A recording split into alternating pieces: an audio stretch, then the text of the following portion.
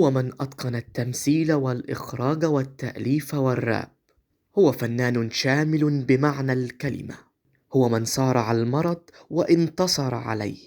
هو الفنان أحمد مكي. أيوة أنا الكبير. ولد سنة 1978 في الجزائر، ثم انتقل إلى مصر في صغر سنه ليسكن حي الطلبية بمحافظة الجيزة. هو خريج المعهد العالي للسينما قسم إخراج، حيث أخرج عدد من الأفلام القصيرة في بداية مشواره. كان أول ظهور له على شاشة التلفاز في إعلان إحدى شبكات التليفون المحمول، وكان ذلك في عام 2000. وكان أول ظهور له في السينما في فيلم ابن عز مع الراحل علاء ولي الدين.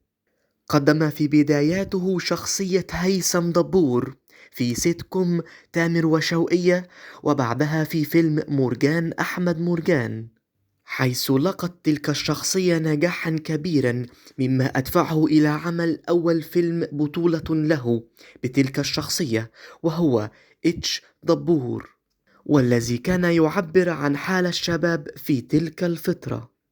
لم تكن تلك الشخصية هي الوحيدة التي لقت نجاحا كبيرا لدى الجمهور، حيث إنه ظهر بشخصيات كثيرة ومتعددة، ومن أبرزها شخصية حزلقوم التي تعد من أنجح الشخصيات التي قدمها. ربنا يخليك.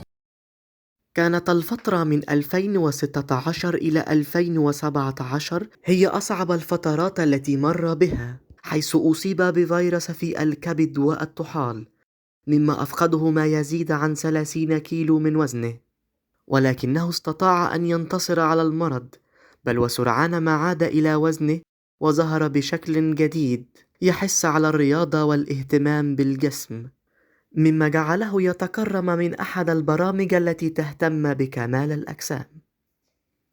تعددت مواهبه بين التمثيل والإخراج والتأليف والراب، ففي التمثيل له العديد من المسلسلات والأفلام التي ألقت نجاحا كبيرا، ومن أبرزها فيلم لا تراجع ولا استسلام، مسلسل الكبير قوي بأجزائه، مسلسل الاختيار 2.